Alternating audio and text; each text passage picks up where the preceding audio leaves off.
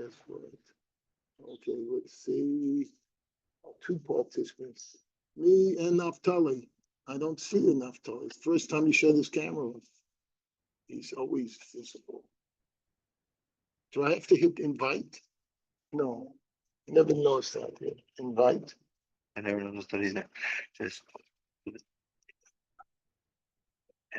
Oh, here he is. Yo, Naftali, come back. Here he is. yeah, He doesn't have his headphones on. he has like mute. I think he's mute. Okay, I think you're fine. we're good. Okay, just 1 second and we'll start. Naftali, let me know when you can hear me, because you're the only one out there right now. Now, you can hear me? Yes?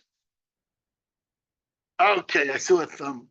Oh, there you are. Oh, a great smile in the morning. Listen, you got to ride here, one of these Sundays. Take a Sunday morning ride and come join us. All right. Okay. Shani Hacha. All right. So we're at the bottom of 71A, Ayin Aleph, Amud Aleph. Last line at the Gemara. Hold on a second. Shani Hacha. Let me just increase this font a little bit. Okay. So here it's different. Okay, what's different? Okay, the Kule Kra Yiserahu.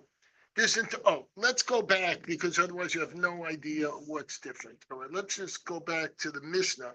The Mishnah said, Ve'enu nesa ben Sora Moria. He doesn't become a ben Sora Moria until he eats meat and drinks wine. All right, so that's when he becomes the Ben Sora Mara. Fulfills all the obligations, unfortunately, the negative stuff that he did.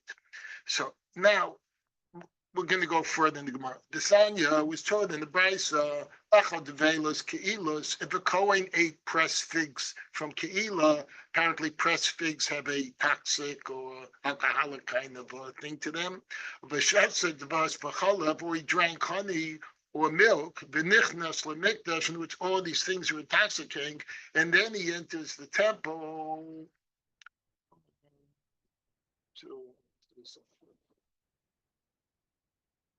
Rennie, I'm sorry, I don't see exactly where you are. Am I still? Yeah, it's always repeating something we learned before, and you promised me yesterday you're not going to talk today.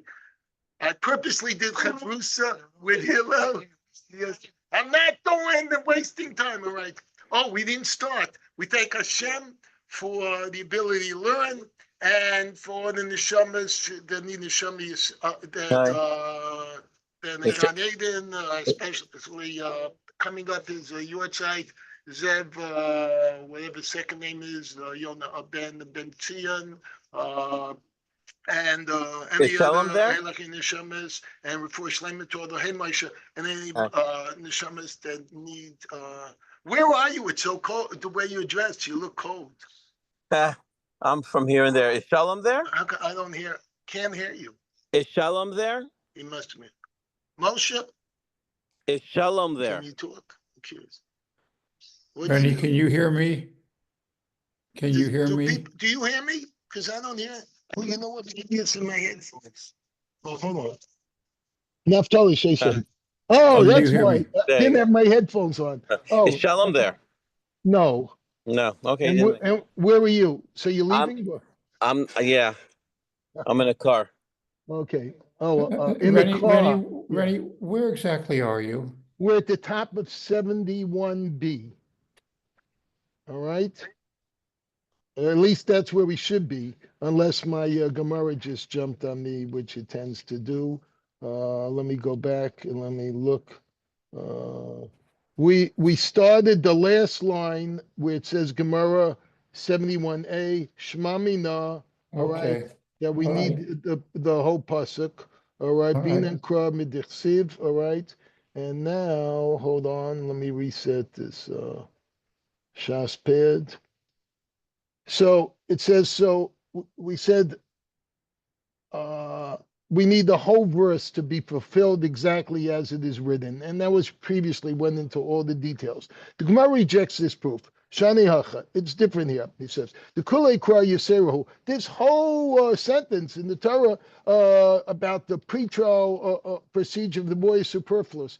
What do you mean the pretrial procedure? What we had said previously is that the Ben Soromora was originally brought to a basin of 3 by the parents. They said, look, he's guilty of being a Ben Soromora. There were 2 witnesses, and in front of 3 judges, they said, you're Ben Soromora. But at that stage, all they can do is flog him. He gets Malchus. All right. And the hope was that's like a slap. It's today's, what do you call it, Tanya. It's like when he ate Zahara, you want to bring light, but sometimes you need a little slap, So maybe this slap is enough to wake him up, all right? And he won't do anything more, and we won't get to the stage of the basin of 23. Unfortunately, it wasn't enough for this guy. The whole Malkas, all 40 of them, he didn't get 30, he got 40. And he did it again, continued, and he was brought by his parents to the basin. So he brought to the basin of 23, the intermediate Supreme Court, whatever you want to call it. They say because they use the word there, again, this guy, this son as opposed to another son, we said that before, good morning on the time, all right, is that that means that you have to bring into this basin of 23 the 3 original judges, and what they're really saying is they're saying to him, hey, you 3 judges, remember this son that you said needed the Malchus? All right, we brought him back here because you continue doing it. Go ahead and do your job.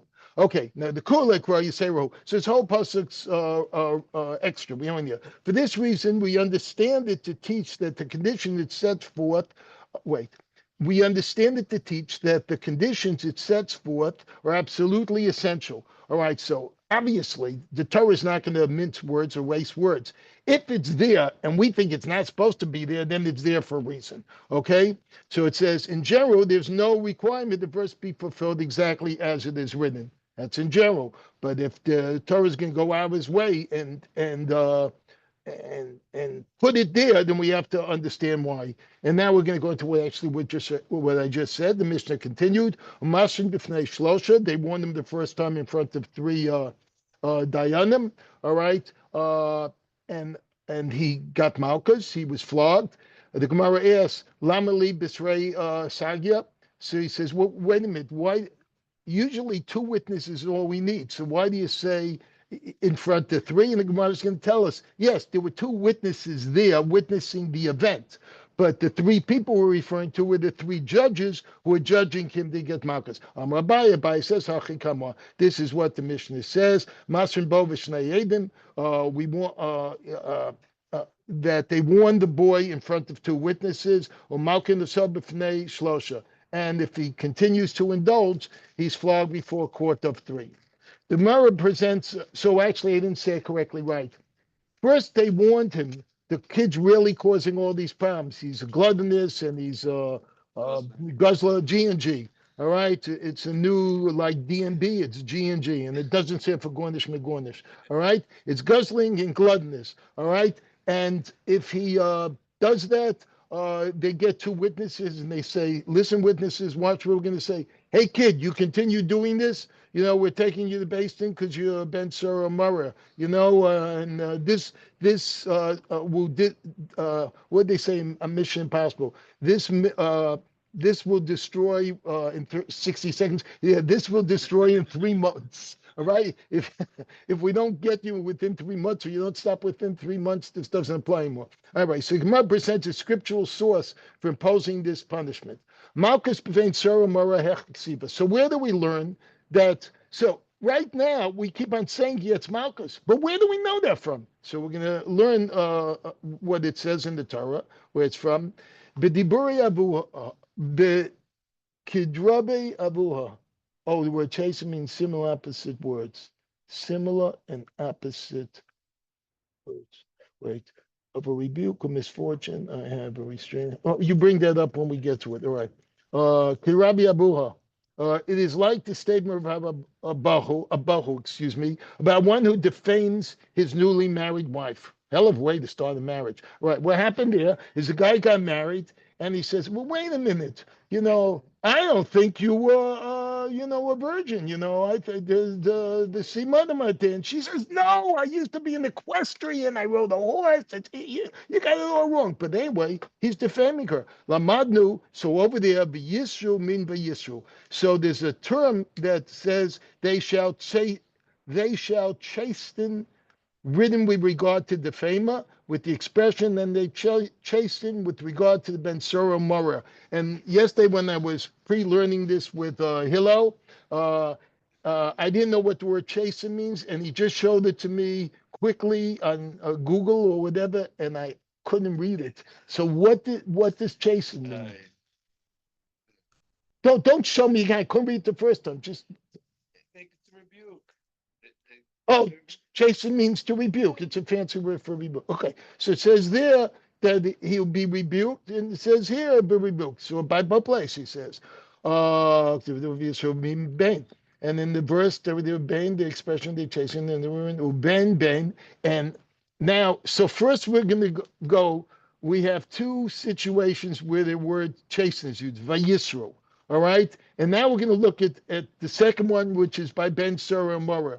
He says, Ben mi ben, and we associate the word ben along with the word Ben Sura Mora, which is in a connection with flogging. By in Cain, Hakas Harasha, and it's stated, and it shall be that if the guilty one of a son is liable to lashes, just the expression, then they chasten, which is in connection both the defamer and the Ben Sura Mora, is linked to lashes. I don't think I followed that. So wait, where was the first flogging written? The flogging was written by the defamer, and then we learned it over to Ben Sora Mora. I mean, there's a heckish going on here. Naftali, did you catch that? Because they're mentioning two sets of words, Yisro, and then we're jumping to Ben. Says this teaches us both this defamer and Ben Sura or Mora are subject to flogging. Okay, no one's listening. I'm gonna go. What? I don't have that. What does it say? No, don't give it to me. It's too small. I don't have my glasses. Stop giving me fonts this small. Okay, we're gonna go on. All right, you can read up if you didn't follow that, but some sort of heckish, and that's how we learn. No, Naftali, you're shaking your head. I'm shaking my head. Yes, you're right. I did not follow it. Okay, you didn't follow it either. Okay, so we'll have to check that out later. Okay. If he repeats his misdeed, he's judged by a court of 23. Okay, I had said that in my preamble here. But he's not stoned unless the original three judges are there. All right. And that's when they say, hooray, this son that you guys claimed needed the flogging before. Gemara asks, all right. Didn't we say before that the reason that the word zeh was there was to teach us that they couldn't be blind? Where they said they had to look like each other. They had to have all their appendages. They couldn't be lame. They had to hear and they couldn't be blind. Says, so now the verse teaches us about the original three judges. How can it teach us this also? And this is typical of the Gemara, really. It's if we learned it in one place for one thing, and then somebody else says something else, then we say, well, wait a minute. Didn't we learn from this? And then we find out afterwards or ask the other Rav, well, then what do you learn from this? Or where do you learn it from? All right. The Gemara answers, in Cain, if it was so that this verse teaches only the Ben Sura must be stoned by original three judges, so they should have used different words. B'neinu hu, this son, but using the word who, he. All right, using the word who, which means he in English for this, because he in Hebrew would be she, and then who would be she, and she would be, the whole thing would not follow well. All right, for this, my b'nei nozeh, so why does it say b'nei nozeh? Zeh shmaminei tati. So we learn both laws from this. That's the answer, that we learn not only this son that you guys, the three judges, one second, had declared needs flogging, but this same son, he also, now we're saying, what are we saying? The second thing has to have these. No, the before you have to. That shows that we're not blind. Now shows that this same son, by using same terms there, also means that you three judges. This is the same son that you claim to be flawed. Yes, Naphtali. No, sorry. Okay, we're good. Right, the Mishnah. The first Mishnah in our chapter states, and once a boy grows a pubic beard, he can no longer become a Ben Sarah Mora. Again, to remind you that it starts at age 13 normally, and then as soon as there's a beginning of this hair up on top, which I think is, again, in medical terms, Tana stage 3. There's like 5 stages of male puberty. They also have it for feminine. The next Mishnah discusses a boy who fled his trial and whose beard grew in while he was large. So this is very interesting because we're going to open up a whole, what was the term you used yesterday? A whole curveball and stuff like this. What if, they're sitting there, all right, within the 13 to 13 and 3-month period. They hold the court. They're ready to give the judgment. And the guy goes, 1 second, I'm going to go to the bathroom. He goes out and he never comes back. They never give the judgment. They can't do it. And the next time they find him, the police bring him back. He's already got his full maturity. And at that point, he's not a Ben Sarah Mora. So did he outlive the statute of limitations? I mean, what's going on here? So Baruch ad shelo nigmar dino. So if the boy fled before the verdict was reached, and then he grew the lower beard, Patra. He's exempt from the law of a Ben Sarah Mora. Oh, that's a real curveball, right? Mishnigmar dino Baruch. But what if they sentenced him? All right, in the court, and they said, this is now before 13 and 3 months. And they said, you are Ben Sarah Mora. This is the second time. We're taking you out to get Skila, right, Skila. And he says, just one moment, before you take me out, I really have to go to the bathroom. Steps aside, and they can't find him. And then they find them 5 years later, whatever, or 4 months later. All right, whatever it is, at the point they find him, he's already mature. He said, Chayev, he's still liable for punishment. So once they've made the verdict and declared it, all right, and he's ready for execution, at that point, he's guilty, even if they can't do it till later on because he hightailed out of town and they had to send some, what do you call the guys? No, what do you call those? No, the guys who get paid, to find people. Bounty. They sent a bounty hunter just to make it, juicy. Yeah. Okay. Dog the bounty hunter. And that is pronounced dog, I think. I think that's his name. All right. I'm a Rabbi Chanina. Rabbi Chanina said, now this is really cool. We're going to get a statement from Rabbi Chanina, and the entire next page, or half a page, is all going to be efforts to support him, and then other efforts to say, no, we can't support him. And I'm going to just save you any anguish by arguing or worrying about things. In the end, we're going to say, you know what, after all this, we can't find a Mishnah or Brisa to support him or unsupport him. This is his statement. That's all. Okay, let's go. See, I sent you all those questions. I'm Rabbi Chanina. Spoiler alert. All right. I'm a Rabbi Chanina. Rabbi Chanina said, Ben Noach shebeirach es Hashem v'achakach niskaya. Again, we said that the Gemara, we said this before, that the Gemara uses euphemisms. So we won't say that he cursed God's name, but instead of that, we'll say he blessed God's name. So when the Gemara says here, a Ben Noach, meaning a non-Jew, son of Noach, who's obligated by the Noahide laws, right? And he blessed God's name, meaning that he actually blasphemed God's name. And then, which means he would be obligated to some sort of punishment. We'll go into detail. But before he ever got punished, all right, he decided to become a Jew. And he converts to Judaism. So he's not only not the same person from that he was before. The laws that would apply to a Jew are different that would apply to a non-Jew, all right? So it says he's patur, which means he's exempt from execution, the usual punishment for such a sin. And now we're going to see why. This is the statement of Rav Chanina. Ho v'nishtana dino nishtana or nishtanes, whether it's a male or female, mitaso, since the judicial procedure of his trial have changed as a result of his conversion, and the form of execution to which he is subject has also changed. So this is really interesting. So Naftali, I'm going to ask you something, all right, just for, not as a dayan, but as an ex-policeman amongst all the other half a dozen things you've done in. Share with us. Wait, shut this off. Maybe that'll go off. Hold on. Just press this. Okay, wait. Let me make. Okay. Wait. Say hello. Hello. Okay, now they can hear you. It was going into my headphones. All right. So here's my question. All right. According to this Rav Chanina, he's saying that because the rules of judgment, or when he was judged as one type of person, Ben Noach. But when it comes to his execution, he's already a Jew, and the laws of execution for that sin would be different.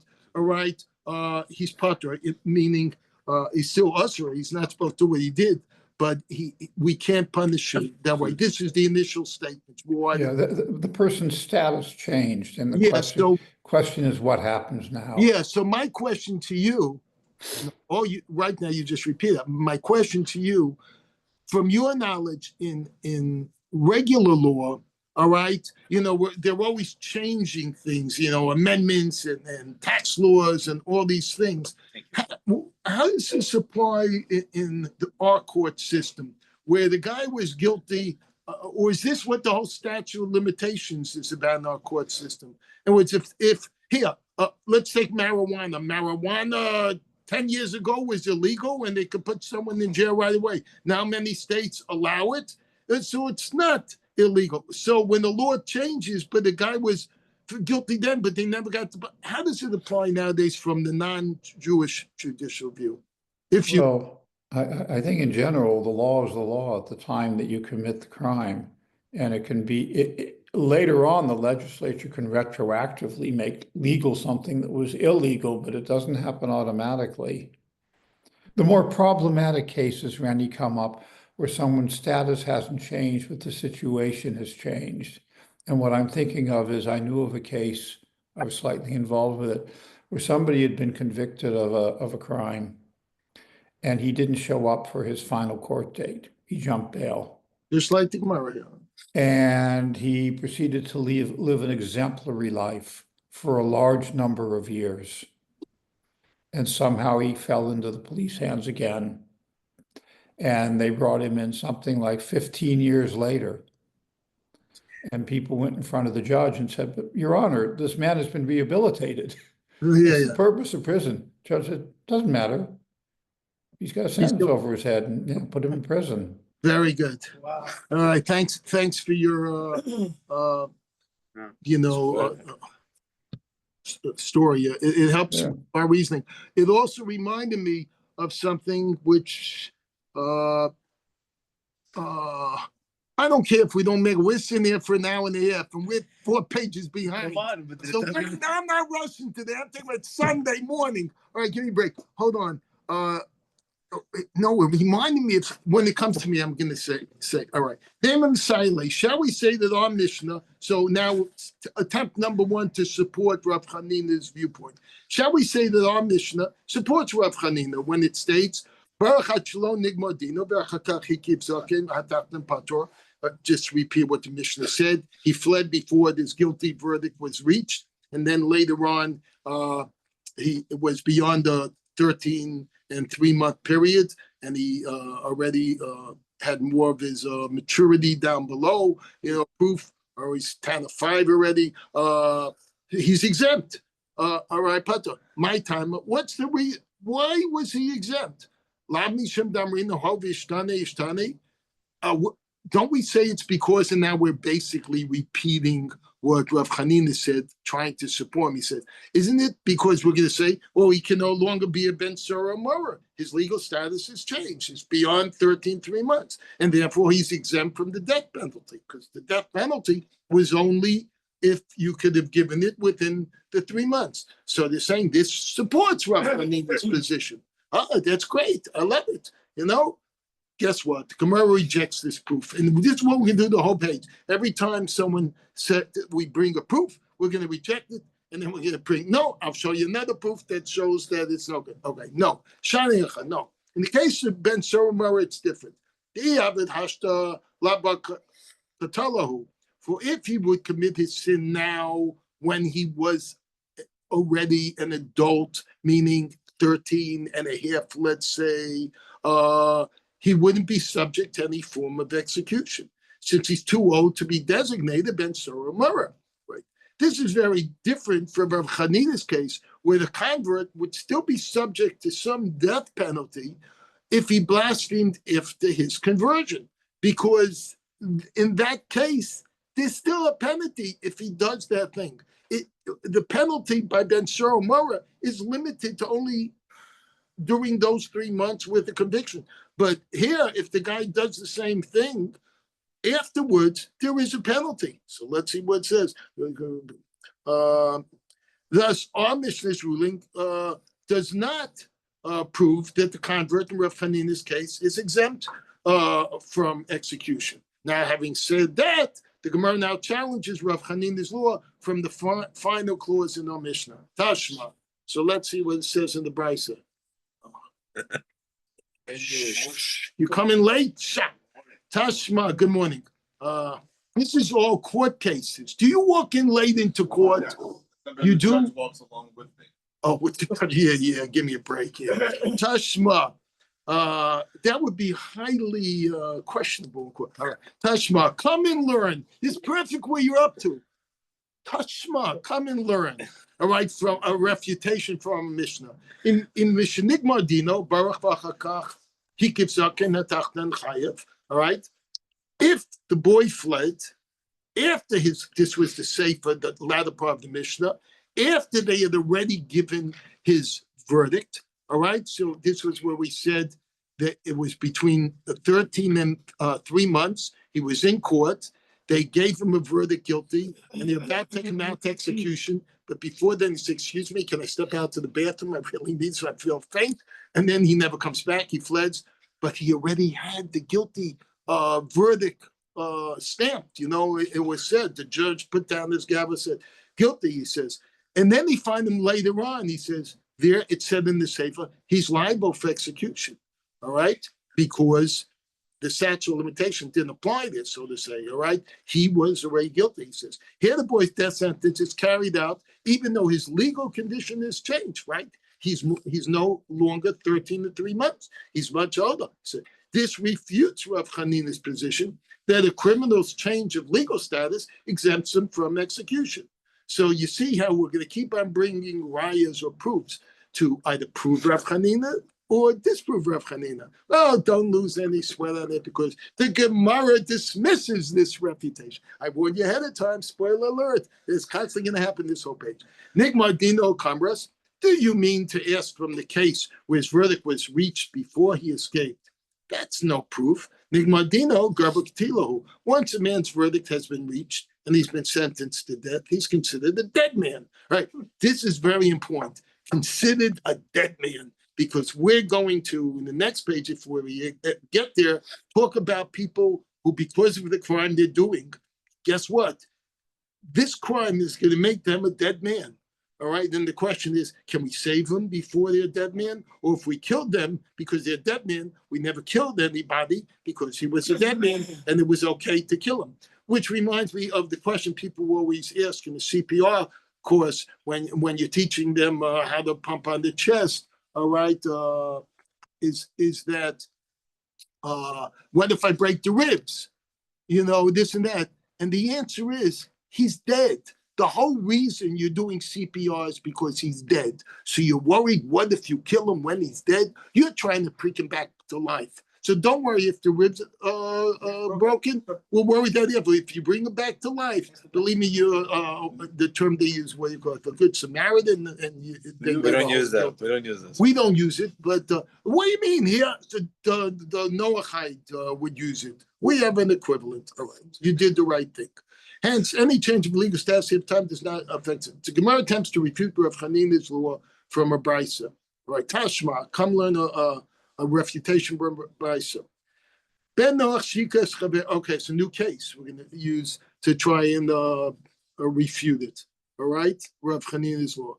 Ben Noach Shikas Chavero Uva Aweshes Chavero. Noachite that does one of two things. He either strikes his fellow, meaning he kills him, all right, or and kills him, or he cohabits with his fellow Noachite's wife, all right, and there's going to be a certain punishment for that by the Noachite laws, okay. Now maybe when he cohabited with Noachite's wife, you know that psychologically killed the guy, her husband, or maybe he was very happy. It doesn't go into that at all. All right. And this guy, the point is, what the Gemara will say, that after he did this, he decided to become a Jew. All right. He went to prison, you know, like the certain people go to prison, and all of a sudden they become Muslims in prison. All right. And we have the whole Aleph Institute where we try and get Jews who've gone the wrong way in prison and get them to become frum again. It's a shame they need that slap to wake up. All right. And he then converts to Judaism. What? Mitzrayim. We got the Mitzrayim everywhere. Mitzrayim. All right. And he then converts to Judaism. Potter. Okay. Did you ever go by any chance to prison for the Aleph Institute? You never did that? Okay. I did that, but don't go there. Okay, all right, no. But I went once related to the Aleph Institute to just to see somebody, and at the same time try and just kind of see, you know, if I could do this kind of thing. And I was surrounded by like all these guys, and I don't care what you were telling me. Just I felt like I was in a biker's bar, you know, and yeah, maybe they were going to convert in the end, you know, be born again Jews. I said, but you know, all the credit to the Aleph Institute that they do this, because it isn't so easy to automatically, you know, turn someone more police car ride-alongs than any other person. Okay, fine. Where his mind is. Pater, quiet. Pater, he is exempt from the death penalty. All right. So he converts. All right. So it says there that if this Noahide, after he did this, convert to Judaism, all right, he's patur, he says. But so there's a question though, but Torah law states it's a crime to murder a Noahide. You're not allowed to kill anybody, right? So how are we saying that he's patur, that once he converted, he's patur, which means he's exempt and from being killed? It just doesn't make sense. So he says, Asa can be Yisrael. If he does so with a Jew, the Noahide kills a Jew or cohabits with the wife of a Jew, V'niskaya, and then afterwards he converted, all right, Chayav, he's liable for execution, all right? So this seems to contradict Rav Chanina's position because it's very confusing, this whole thing at the moment. So, yeah. The difference is the Jewish courts and the Noahide courts. That's what we're going to learn. Right. Vamai, you promised to be quiet. Vamai. You have not kept that. I have not kept it. I didn't promise. I made you promise. But if Rav Chanina is correct, by the way, it's wonderful learning with Hillel as a chavrusa, because he comes up with all these questions and really delving. And we spent almost an hour and a half yesterday. We hardly got anywhere. I'd like to get past that today. But it's good when Hillel talks because we learn from him. We learn from his questions. I know, but normally when he talks, you can't even hear it because he talks so quietly. All right, so everyone's wondering what Hillel says. Now Hillel is finally Guess what? You're making it past the 3 months. You're really talking loud. Baruch Hashem. What? Making them blush. But if, by the way, for all you guys who are married out there, not married, if you we have a l'chaim this week for Yonatan, which we mentioned before, on March 4th. It's up in your, not too far from you, Coral Gables, Naftali. Coral Springs. All right, Coral Gables. No, so if you go to Coral Gables, it'll take you longer because you realize you went in the wrong direction. But That's on Tuesday. On Tuesday, his l'chaim? It's Belgium. Yeah, you're right. But but for those single women out there, not Jonathan, Gillo is still available. He's blushing to have such a soft-spoken, wonderful guy, and he's still available. So tell your wives to bring your friends. All right, and let's not get any shot funds. They just take money. Let's let him keep his money and use it for the mishpacha. All right, let's go. But Rav Chanina is correct. Why is this convert liable in the latter case? That's what we just said. We said if he does it with a Jewish man, if he kills a Jewish man or cohabits with a Jewish woman, you went behind me and you didn't even bother to look in the camera. Usually you look anyway. All they did was see your back, right? Name a hov ishtane. Let us say that since he has changed as a result of his conversion, in which he's changed his legal status, and this exempts him from his execution. That's the havamina we're going to say. In order to exempt a criminal from the death penalty because a change of a legal status, we require a change, this was according to Rav Chanina's law, in both the judicial procedures of his trial and in the form of execution to which he is subject. So just repeating, when Rav Chanina said that, there were 2 changes that were required. One was, how would he have been judged as a Jew and how would he have been judged as a non-Jew? And the second thing was, what would the result be of that crime if he was a non-Jew, and what would the result be of the if he was a Jew?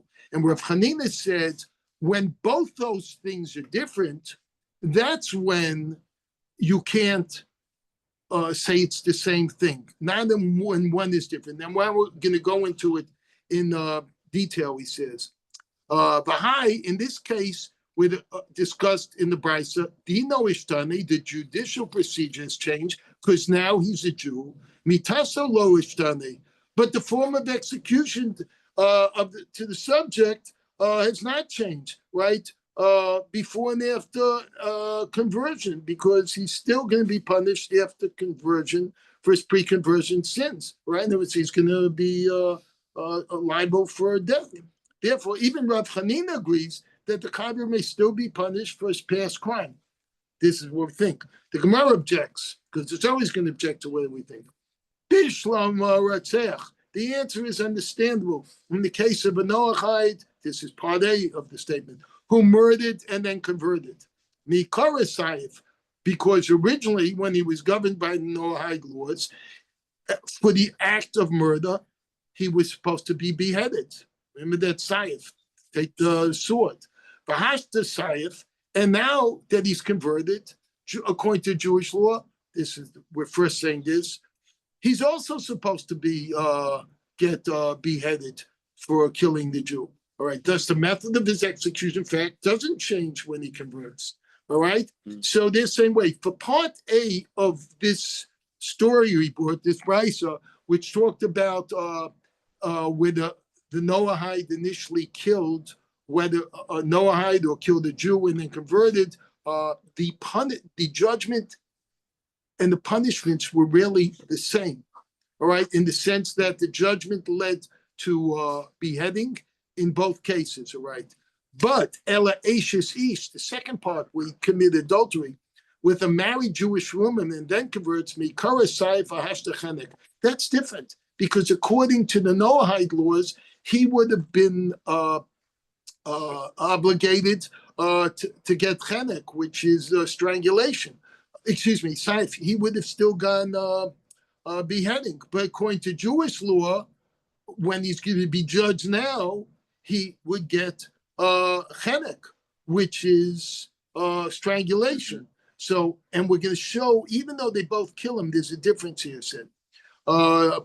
He says, so when he was subject to Noachide law, his punishment was beheading, but now he's converted subject to strangulation for adultery. That's what I just said. Since he's subject to a different form of execution, as well as to different trial procedures after he converts, he should be exempt from punishment. So we're asking a question now, not on the original Rotseach murderer story, but now on the adultery story, because the ending is different as to what he's guilty of, right? The Gemara responds, Banara Hamarosa. No, we're talking about a 12-year-old to 12-and-a-half-year-old who was engaged, a Nara Hamarosa, all right?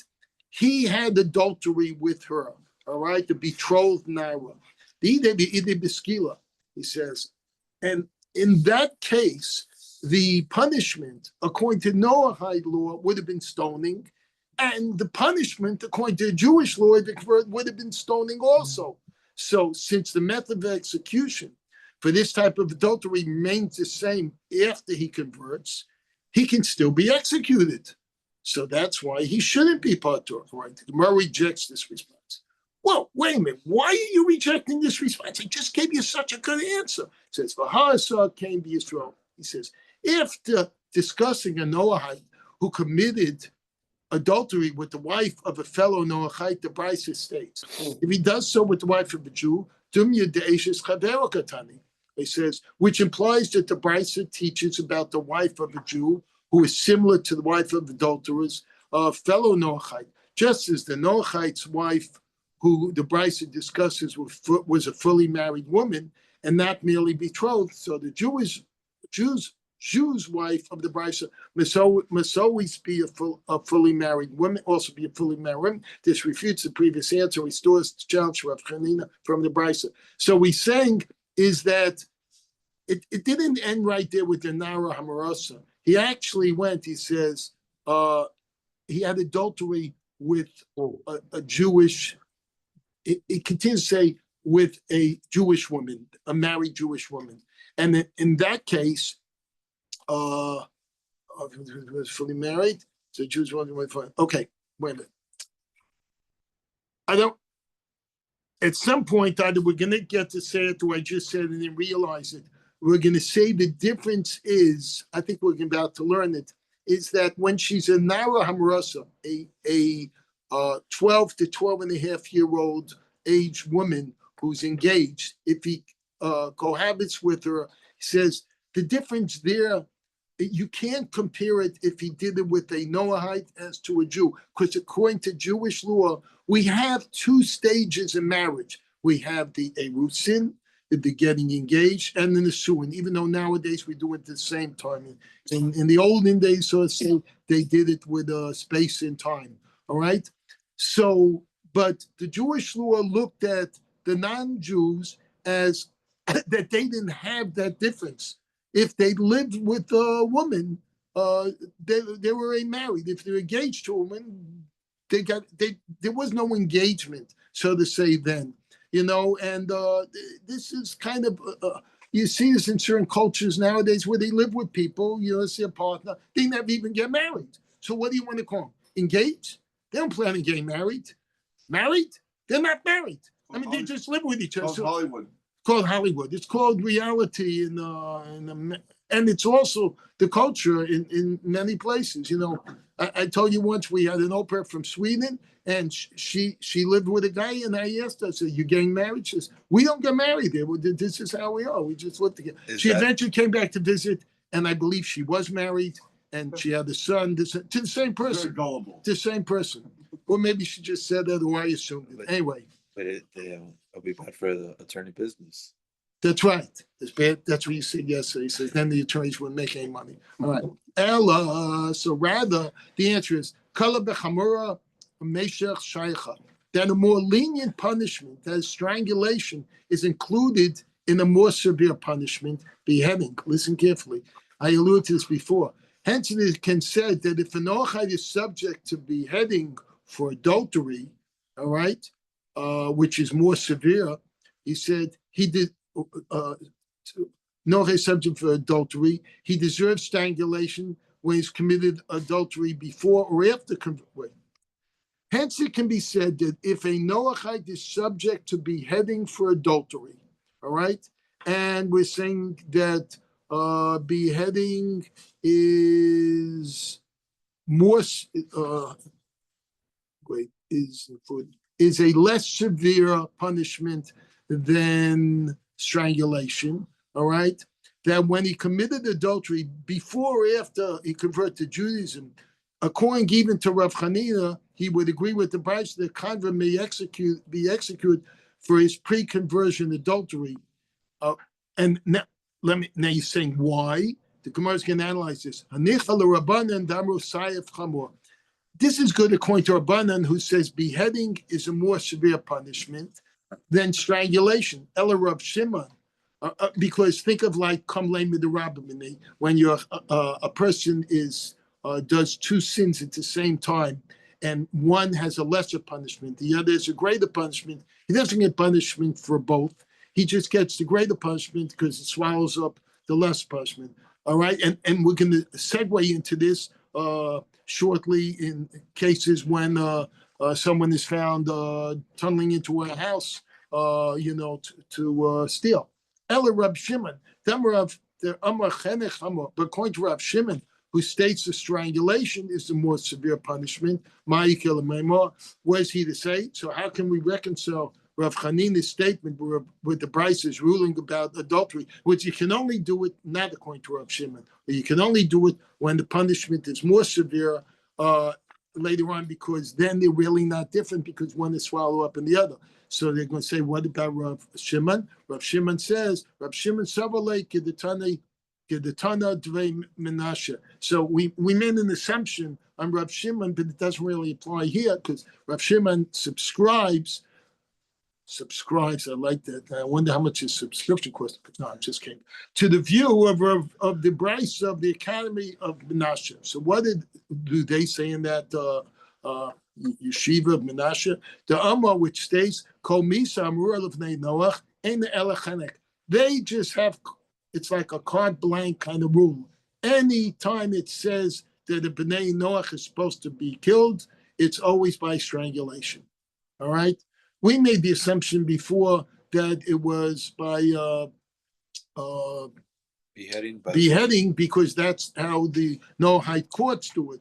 But according to, and we would hold that, but according to this Yeshiva Benasha, they hold that it's by strangulation. Well, if it's by strangulation, then it's no different than by the Jewish law. And that's why Rav Shimon also, according to this, Noachites are punished for adultery with strangulation, just like Jews. Since a Noahite who converts is subject to the same punishment for adultery as before, he can be punished for adultery committed before his conversion. Oh, that was so wonderful. The Gemara now just explained how, according to Rav Shimon, the Bryce's ruling about adultery is consistent with Rav Chanina's position. Right? So you feel real comfortable? Guess what? Rav Chanina, from the other ruling of the Bryce, all right, the Gemara now challenges this. All right, what's how they can challenge it? From the other ruling of Bryce, so the Bryce says the ruling about, what about, now we're talking about actually a married woman, where the Noahite cohabited with a married woman. I can understand there because you're telling me it's chenek, all right? It's strangulation and be punished for originally, all right? And then when he converts, he's still punishable by strangulation, all right? Hashta chenek, now it's strangulation too, right? Since the form of execution is the same, it's understandable he's still punished for his past crime, okay?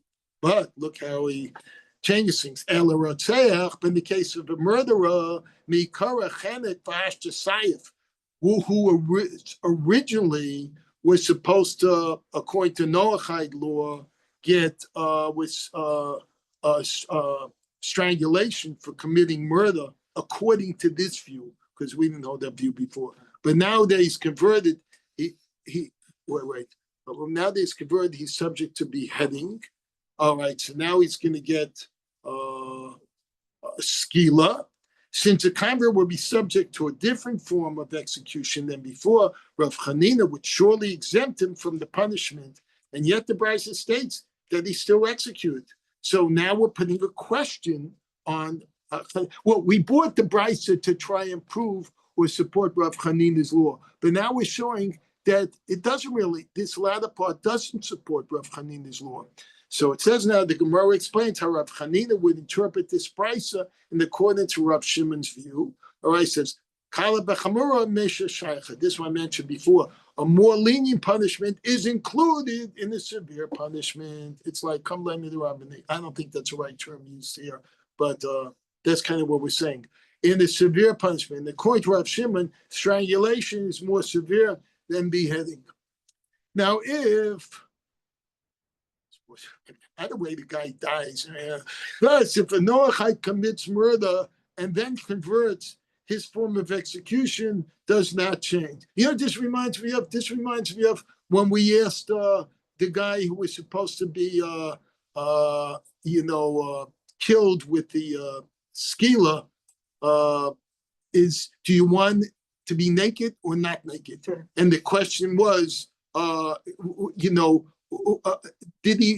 he more worried about his modesty, or did one really want a quick death? So if he was less naked, there was no bulletproof vest, so to say. So he greater chance that the thing would strike him, as opposed to if he was wearing a sheepskin coat that might have, cushioned it.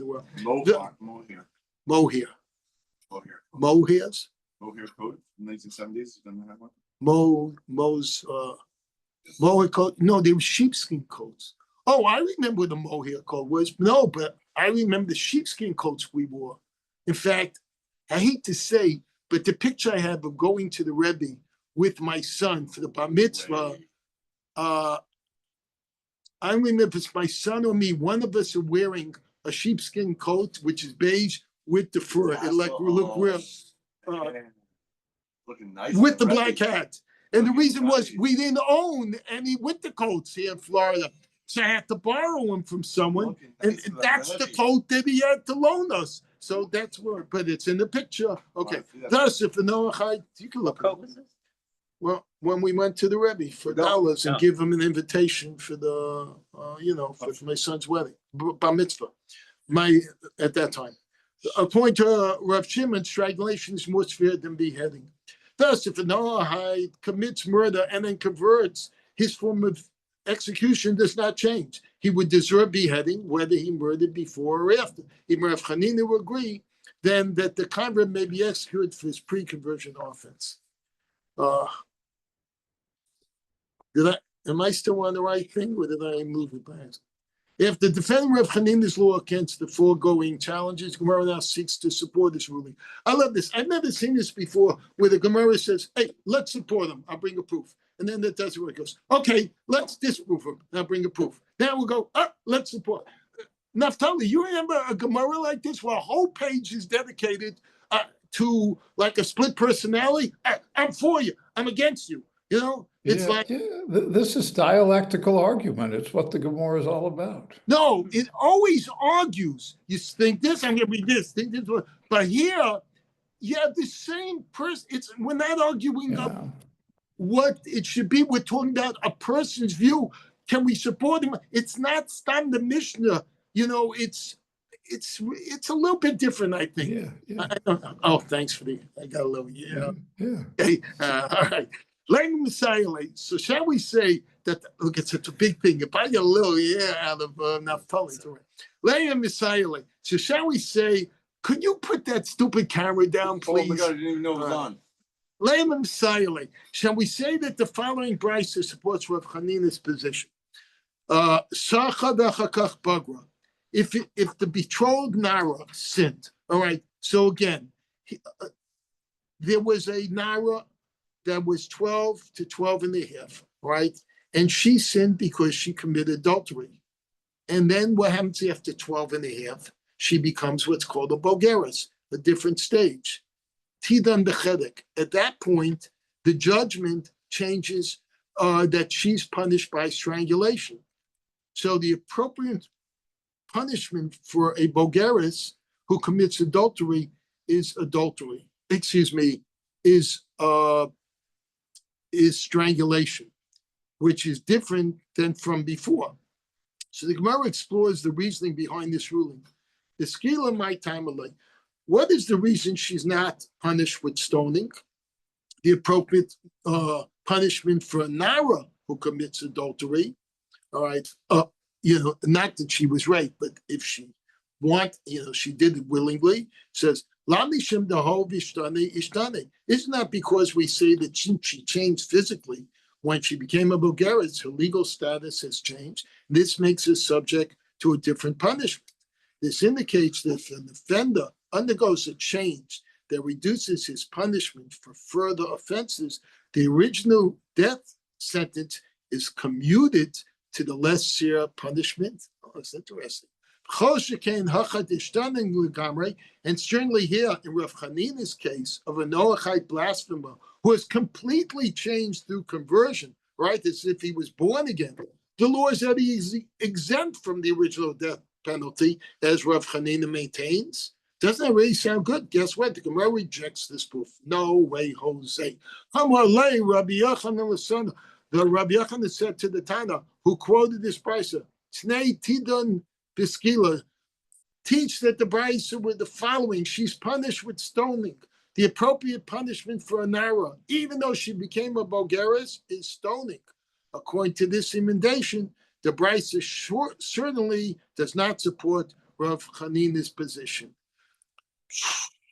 The bottom line is we never really got to support or not support Rav Chanina. It just stays as this is what Rav Chanina holds, and then everything else was just to help confuse our minds. And you really got to go over this a few times. I think I certainly probably would have to do it till I would really follow this. And I'm not sure for what, except getting the credit of learning it, which is the whole reason we do Ben Sura Mora, because Hashem wants to give us credit for learning. Okay. Now, Mishnah. The Lord of Ben Sura, that's where we're leading up. I just segued into what we're going into. I love this. The Lord that Ben Sura Mora is executed seems incomprehensible, since despite his wayward and rebellious behavior, he has not committed any capital crime. This mission explains why the Torah punishes him so severely. All right, so the question we're saying now is, wait a minute. We learned about Ben Sura Mora. We learned about it's got to be this, it's got to be that. We're going to go into even more detail if we haven't done it yet, and about his parents and this and that. And guess what? We kill him. We kill him. Why? Because eventually he might kill someone. Von Skiptus, where does this come from? Since when you're going to kill somebody on something he may do? Maybe he won't do that. We don't know the future, right? Don't we all have Bechira Chavchis? So this is very interesting. So what's going on here? Ben Sura Mora needed a shame supple. That Ben Sura Mora, this rebellious son, he is judged on his ultimate end. All right? We say in America, right? You're not guilty on what's so you are guilty. No, you're not guilty. It depends. Innocent. No. Innocent till proven guilty is the general law. But here he's guilty. And no, he's executed based on what he did, and we're calling him guilty, but he didn't do it yet. Oh, this is like the pardons that they signed. They didn't do it, but they signed the pardons just in case. Whatever. Okay. Yamas Zakai. Okay. All right. So it's Yamas Zakai Yamas Chayev. That's to say, let him die while he's innocent, and let him not die while he's guilty of a capital crime. That's very weird. It's so nice to Naftali. This is so nice. Gemara saying, they're saying, you know what? We're going to kill him. All right? We're going to kill him because he hasn't killed anybody yet. So while he's still not as bad a guy as we're claiming he is, so he's got a little bit of tzidkus in him, let's kill him. So we'll have something that when he's judged up in heaven, they say, hey, but he never really killed the crime. So better he should die while he's still innocent than die with all the averas. But he's not dying. We're executing him. That's what's so really weird. But then again, except for one person, which we'll learn later, it never really happened. So we're just learning this. Hashem really wants us, and he wants to scare every 13-year-old out there. Do not do the wrong things. Scared straight. What? Scared straight program. They're scared straight, but it only lasts 3 months. The problem is after 13 and 3, all right. In some kids. Shemitah Shorasham Hana Lahen Vanala. Now listen to these. Everything, I love this Gemara. Everything segues in this in Gemara. Everything moves from the thread that goes through it. Every time we have a concept, we then take a piece of that concept and we move it into or bring another. This is the ADHD, I call it, of the Gemara, because we right away jump to another topic that's similar, but really we go off topic because it's all ADHD. It's all ADHD, which Rabbi Kaczynski said stands for attention deficit. Hey, donuts! I love his interpretation. Okay, Shemitah. By the way, there is no class today by Rav Kaczynski at 10 o'clock because I think he's up in Toronto or wherever he went. Where in Toronto? Yeah. Don't you know the Lubavitch Minhag? A kid reaches around bar mitzvah age, they get rid of him out of the house. So there's no way he can become a ben Sora. They throw him in Paris or Toronto, somewhere in a place where no one's around except the yeshiva, and they learn all day. Oh, so once, twice a year, the parents have to go and learn with them, meet the rabbis. It's like what in camps, what they call it's visiting day. Tip your waiters. Yeah. By the way, I believe that's why Rabbi Marlowe wasn't here. Whoa, easy. Whoa, talking about the Rob. No, but I think his kid is. No, not the Rob. I'm not worried about him. I'm just saying it's all okay. Wait a minute. That's why Rob Smith isn't here. He's in Toronto. Everybody's in Toronto. They should give the Daf Yomi share from Toronto, and we should be listening to it. Where Elon Musk is and Donald Trump. All right, let's get back to the share. Right. Says the death of the wicked is beneficial to them and beneficial to the world. Yeah. That's very. We know why it's beneficial to the world, because we don't have these bad guys here anymore. And for them why is too. it beneficial to them? Why? They don't sin anymore. Oh, so that's interesting because they don't sin anymore. Okay. Scared straight. La Big blessing. tzadikim, ralahen v'ralelo. This one I have a problem with. It says, the death of the righteous is detrimental to them and detrimental to the world. Of course. You say, of course, but don't we learn? Wait a minute. But isn't our concept that when the tzaddik leaves this world, that he's more makusha to this world because he's not limited by the limitations of his body? Isn't that how we look at the Rebbe still influences? But So how does that go with this? Yes, that's the next level. But in the basic level, it tips the scales. The tzaddik is big holiness.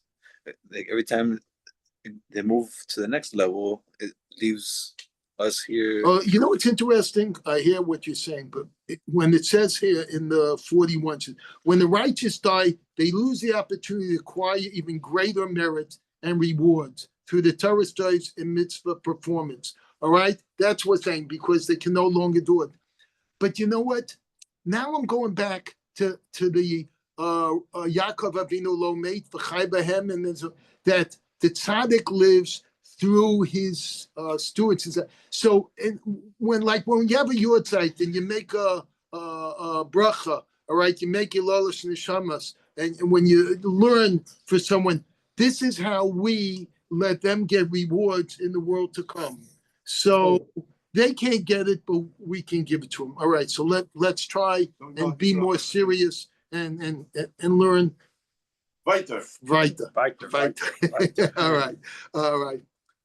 So how do we reconcile how do we reconcile Rav Hanina's statement with Bryce's ruling according to adultery? Wait, did this just jump? That's no rubbish. No, it jumped on me. Oh, I hate when this happens. Do you want the book? No, because if I touch the Shas pad by accident, it goes flings. It just flings all the way back. Wait, I know where I was. I was by 41, which I looked at. Hold on. Let's see. Hang in there, folks. Commercial interruption. All right, as we're fixing. Just for the mitzvah. Okay, let tzaddikim relahem. When the tzaddikim pass on, it's bad for them. They can't do any mitzvahs themselves, and it's bad for the world. Having mentioned that the death is beneficial for some, but detrimental to the others, the Mishnah digresses. Of course, it digresses. We're always talking about digression to teach other things with this characteristic. Now I know why Rabbi Smith lets me give the share. It's not because I'm the default button when he's not around. It's not because nobody else volunteers to do it. It's because I digress all the time. No, it's so he figures I the digress. The Mishnah digresses. The Gemara digresses. We're gonna have a good time. All right. Yain Mishnah L'Rishon. Wine and sleep for the wicked. Wine and sleep for the is that good?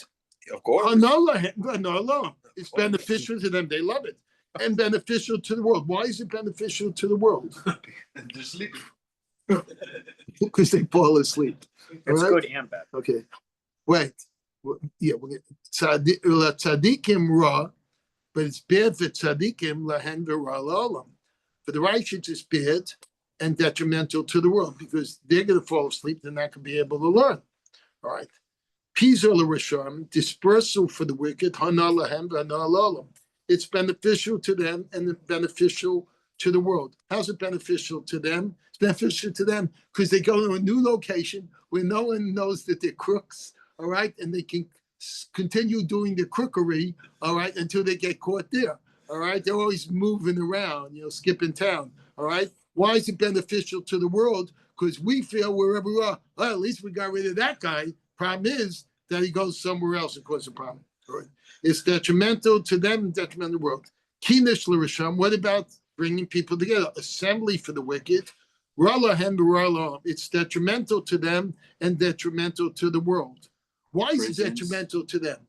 Because they compete with each other? It's prison. They find out how to do things. They're gonna then it's not detrimental if they're learning from each other. But they're gonna. But a lot of other things happen in prison.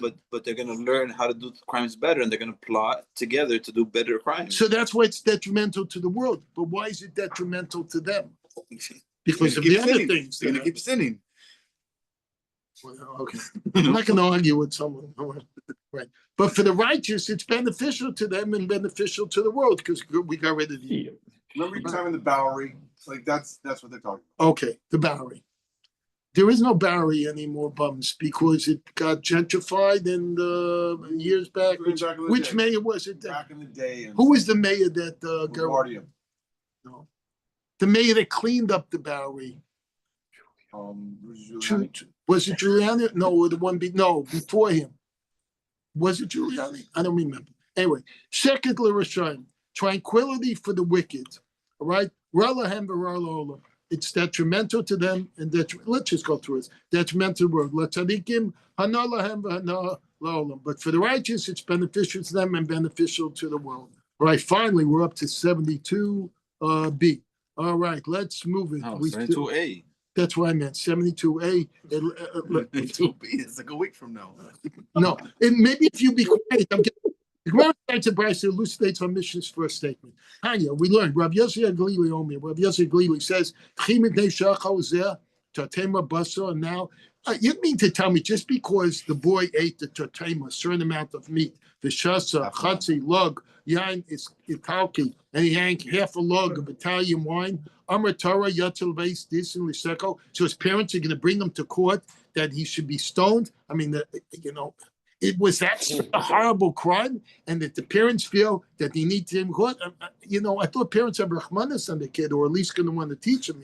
Whatever, send him to military school, not take him to court already to, kill him.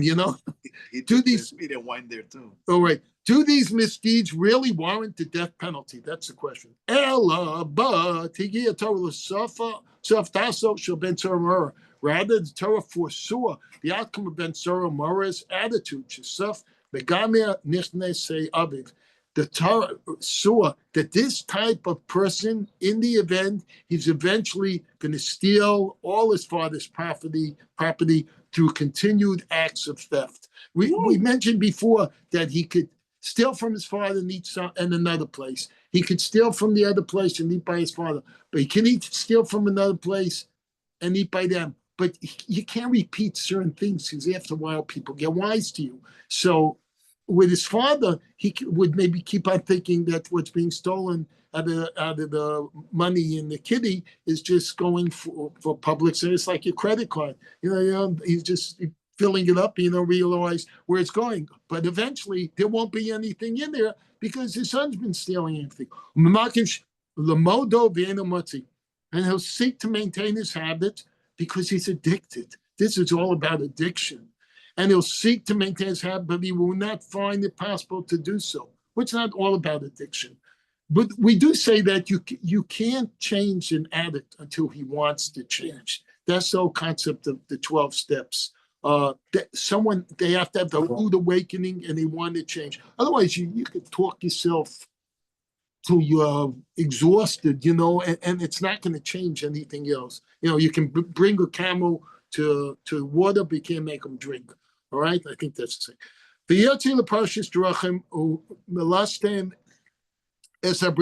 He will go, talking about Ben Soromora, he'll go out to the crossroads and rob people and possibly kill anyone who resists. So they really know that this guy, he's pathologic. All right, this kid is really bad news. Torah says, because the Torah stated, Yamas Zakai, Yamas Chayav, let him die while he's still innocent, and let him not die guilty of a capital crime. Right, this is a tremendous thing when you think about it. And we're going to repeat again, the reason that the Beis Din is saying we're going to kill him is because they've recognized that this is such a serious personality disorder. It's not just OCD or narcissism or other personality disorders that are very difficult to change, all right? In fact, they're not possible to change. They're not major psychiatric disorders like schizophrenia or bipolar, which actually can be treated, all right? And the person can be fine. This is such a severe personality disorder. This is so pathologic. This guy is a psychopath. And the Torah is recognizing it ahead of time. He's going to be a psychopath. It says the psychopath, when he was 13 to 13 months, he started doing this. And that's why.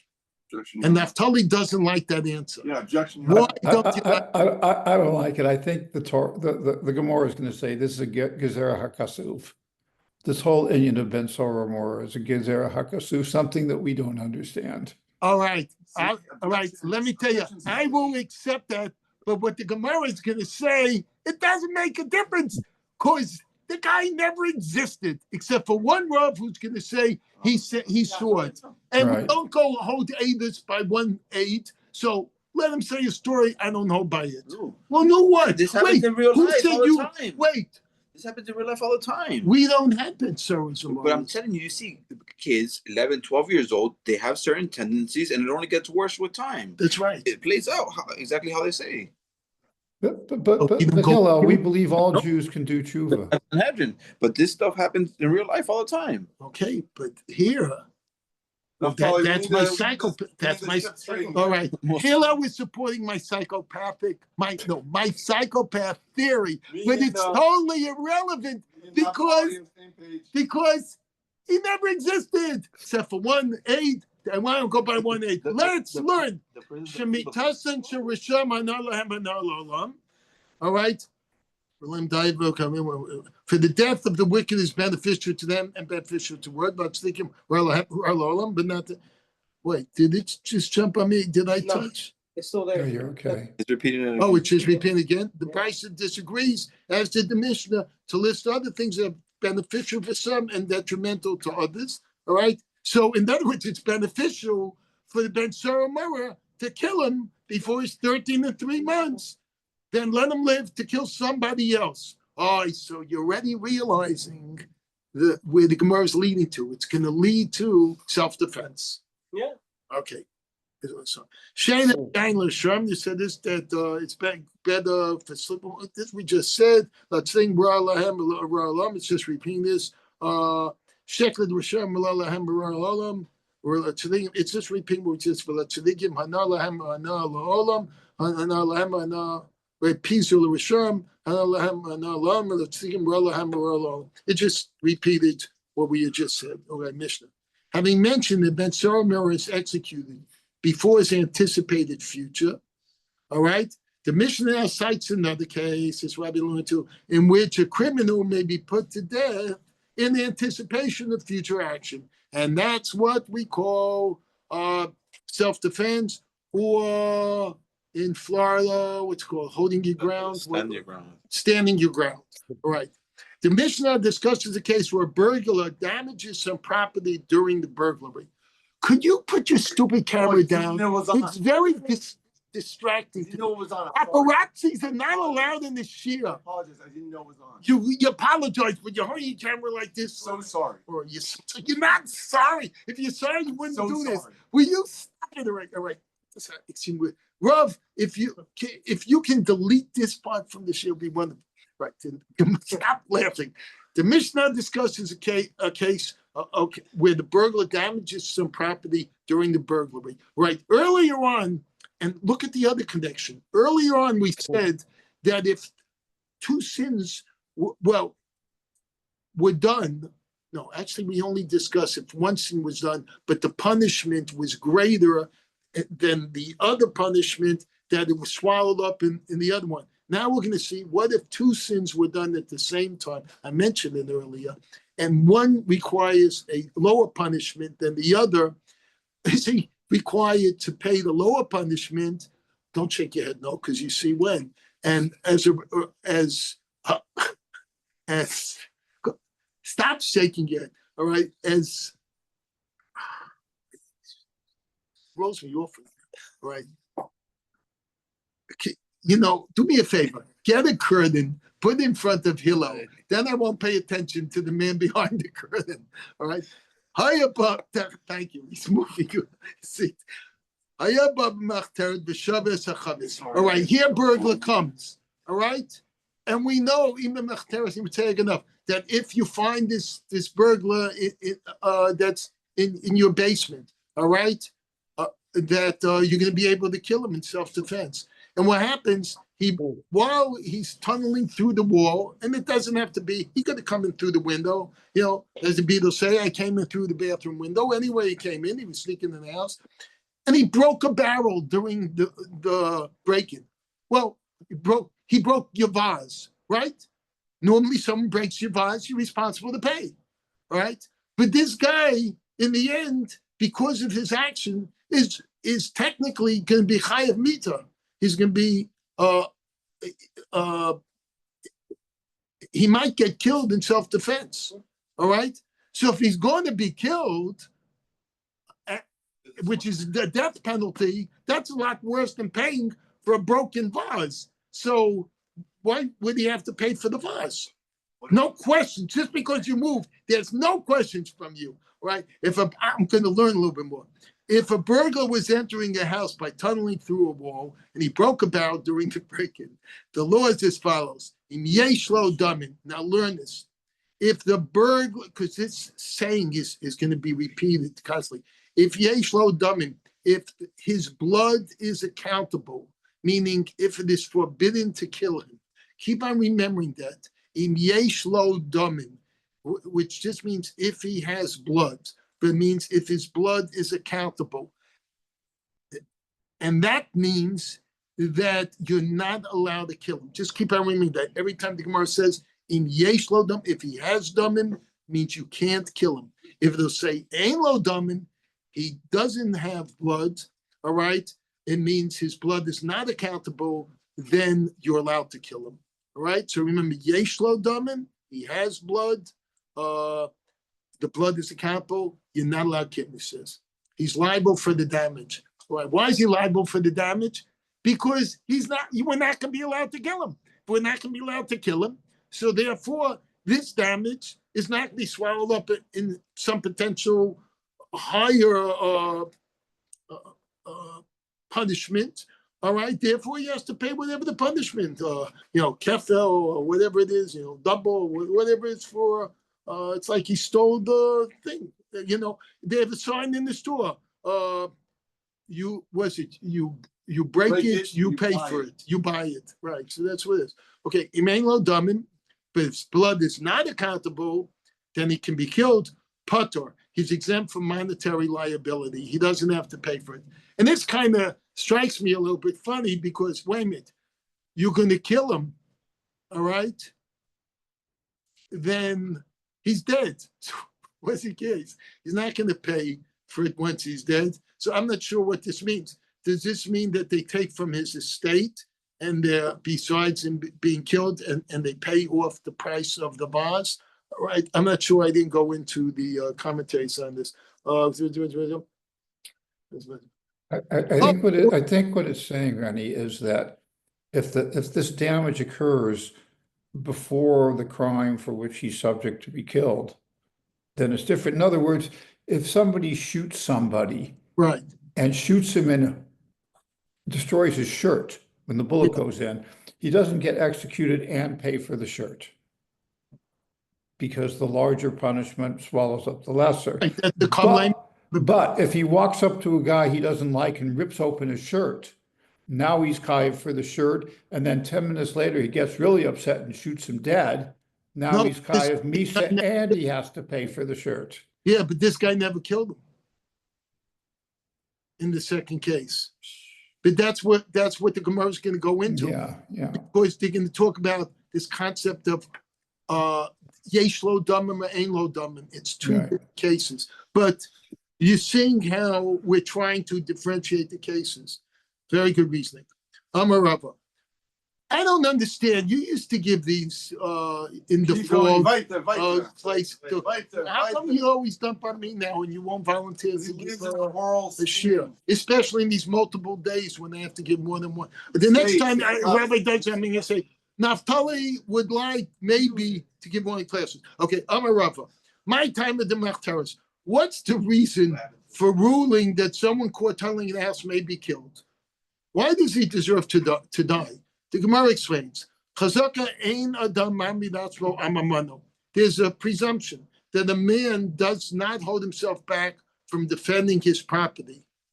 And knowing this, the burglar surely says to himself in advance, if I go in and break into the house, and if the occupant confronts me and he doesn't allow me to rob him, and I have to kill him. All right? Because what we're saying is, and we're going to go into this more deep here, but two people might do the killing here. The guy, the owner of the house who might kill in self-defense because he's worried that this crook might kill him, and the crook who maybe really didn't plan on killing anybody, that's why he went in the night and this and that, but he's now saying, if I get confronted and that guy I might have to kill him. All right, so it's going to raise some questions. Who is really might do the killing, and under what circumstances should we consider they might or they might not? And here's where the im ein lo damim or im yesh lo damim will come in. Torah therefore tells the occupant, if someone comes to kill you, anticipate him and kill him first. So this is self-defense. And we're assuming, obviously, the burglar has some weapon on him. Because if he had no weapon at all, then what are you accused of? Why do you assume that? Why are you assuming that? Because why should you be able to? Because we're talking about a case where one can kill the other. Chutzpah breaks into your house. I think that's the issue. But if you think he might kill you, he has to have something he might kill you with. His fist is good enough. I think if the guy is twice your size and he's got a fist, or he's holding a kitchen knife, or he's got a rock in his hand, then he might kill you. But if the guy's half your size, all right, or as you see, or if he's your son, and you say, no, my son would never kill me. This is what the Gemara is going to go into. Then You don't have the right to It do doesn't say because he had a weapon. You're making that up. I am, but I'm saying, Calling you No, out. no, you're not making it up. It's coming up in the Gemara where No. it says, if there's Oh. sunlight. That's What? what it says. if it's cute. If it's sunlight, which you- means the lack of you're danger is absolutely- apparent to you, then you Right. can't kill. Right. You're absolutely, but these guys here don't let me talk. I keep on trying to lead them to come to conclusions at a time, but they, instead of just following the flow and coming to it like you're quiet there, they have to splurt out, they have to scream out, and then some of them have to be paparazzis. These are my friends. No wonder I have no enemies. With friends like these, who needs enemies? All right. So Amar Rav, what Rav say? What if he tunnels in? He takes his vessels, he takes the vase, and then he leaves through the bathroom window. Pato, guess what? He's exempt from returning the stolen goods, even if they still exist. Now that's really strange. My timer, why is he exempt from returning them? He stole them, all right?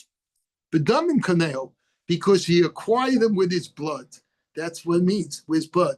Since he was subject, in the case of this stealing, that to possibly have been killed by self-defense during the robbery, therefore he's exempt from any monetary obligation.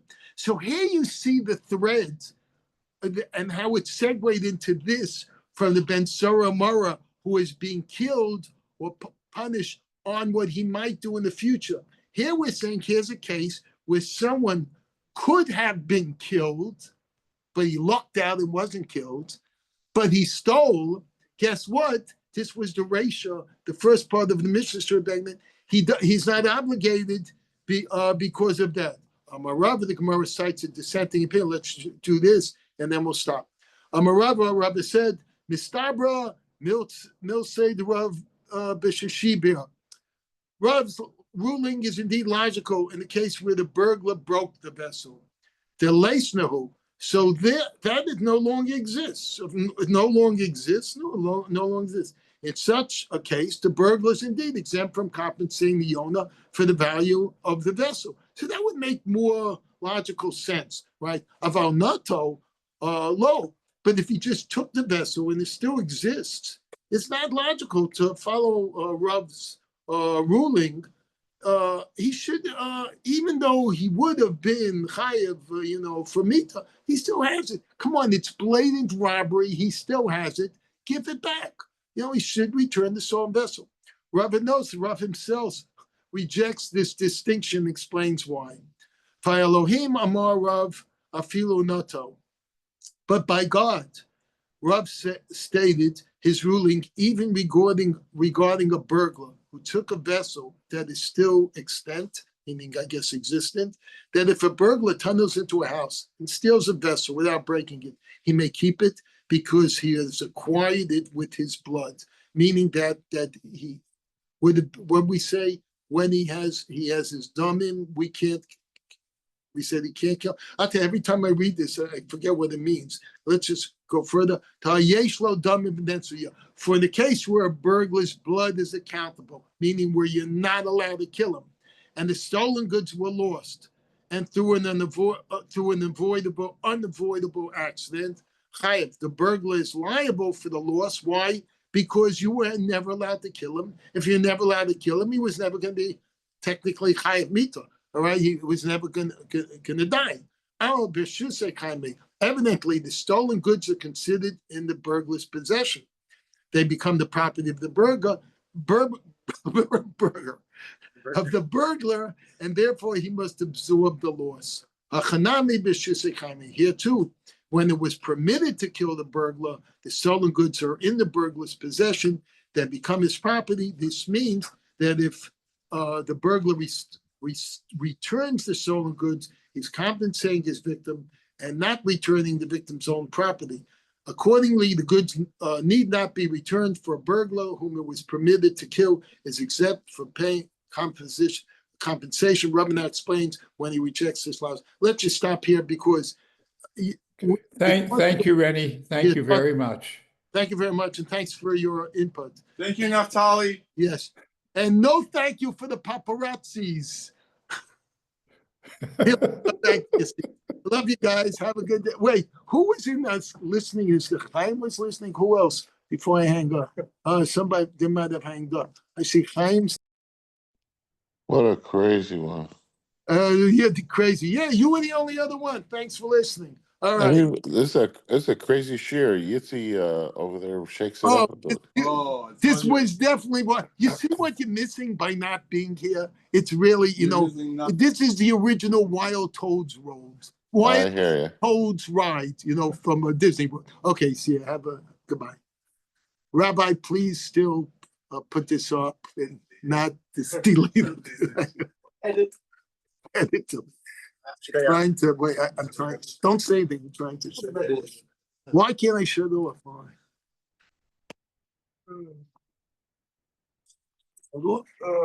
Yeah. Leave. Okay.